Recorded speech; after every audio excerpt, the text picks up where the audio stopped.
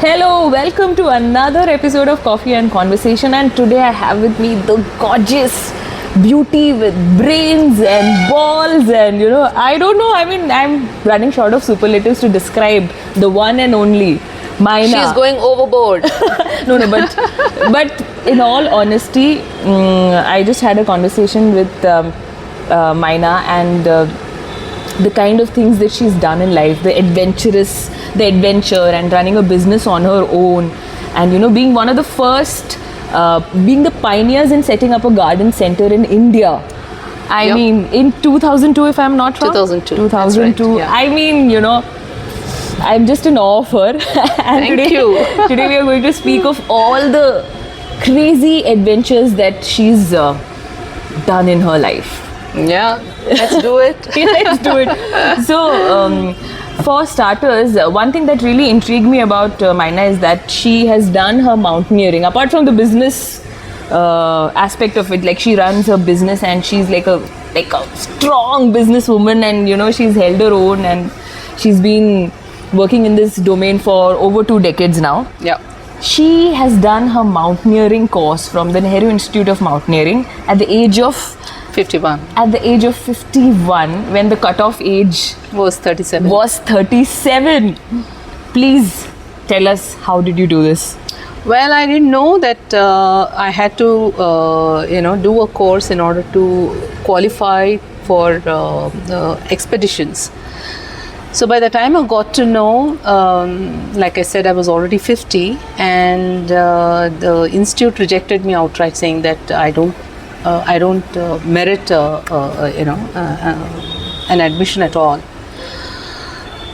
But then I wrote to them. I badgered them with my emails for almost 3 months, and I told them that I can take on a challenge, a physical challenge, with any of their participants. And I gave them my fitness certificate. I don't know what changed their minds. I mean, I never expected them to say yes to me, but they did. And there you go. I went and did the program. It was the best time of my life, actually. So, mountaineering course is not easy. It is not. No, it is It's not not easy. definitely not easy. You need to have a certain kind of fitness level to even qualify for that, and to be accepted in that institute for the course. I think you have people wait for 2-3 years to even get into it. True that. Yeah. True that. And just because you're fit doesn't mean that you can summit. Yep. A lot of very fit people have been hit by high altitude mountain sickness, AIMS, and they have collapsed. So there's no saying, whether you can successfully complete an expedition or a course. It's a lot of factors that come together. Now, not just the fitness. We have to bear that in mind. And I think it's more to do with your mind also, as much as body. 90% of it is your mind, because that's how you control your body and make sure that you reach the summit, you complete the course, because your body gives in. At some point of time, your body becomes fatigued. So that's when your mind takes over and you take it forward. My God. And how much weight It's the same with business also.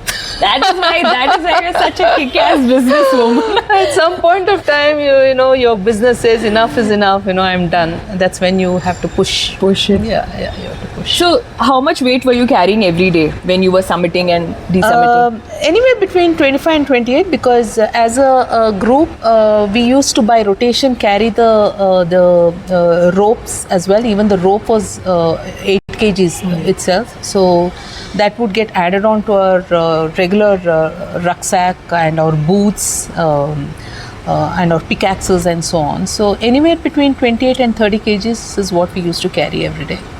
30 kgs. And climb. And climb. Yeah. And pitch a tent. The shape of my toes has changed forever.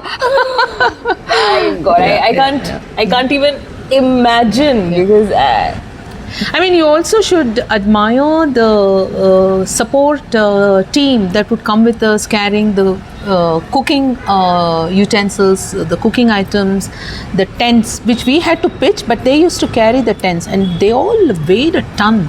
So while we were doing the course, it's a support team that also helped us because we had to be fed, and they used to bring all the the condiments to run the kitchen. So that's when you actually appreciate what they are doing. Yeah. We are there just for a short period, but they do it. It's a way of life for them. So actually, hats off to them. Yeah, to that community actually. That is so nice. Yeah. So one thing that is very obvious about Maina is that Maina has this insane willpower. Like, you can, it's in her aura. When you sit next to her, I can feel that energy surge. Okay? Thank you. And I'm like hyper bubblies because I'm like, it's getting reflected. Where do you draw your willpower from? That ability to push when everything else is failing? I think all of us do that, Rini, at some level or the other. It's just that I'm talking about it, and therefore you're also projecting me that way. But I believe that most of us have it in us. But some people sometimes, and I've done that too several times in life, sometimes the pressures become too much, so it could be mostly emotional, and when you're unable to handle that emotional pressure, you buckle. And without exception, I think all of us have gone through that phase. So then it's a support system that can pull you up, or maybe you seek some professional help that pulls you up, or in the absence of it all, if you really want to come up, that's when your inner power pushes you, and you say, yes, there's nobody else to pull me up, I better pull myself up. up. So you do that. So sometimes I've had the support around me to pull me up, and it's very important that we talk to people, because that's how you unburden yourself, and you know that you're not alone. There are others who are also going, traveling the same journey. So that gives you the power to say, yes, if that person can do it, so can I. Wow. So then it doesn't become overwhelming. The problem doesn't become overwhelming. Right. You'll say you can do it, and so you move forward. Like in the mountains, we used to see another, very slim girl, pushing her way through, and say, she can go, so can I. Somehow we used to draw strength from each other in order to go forward.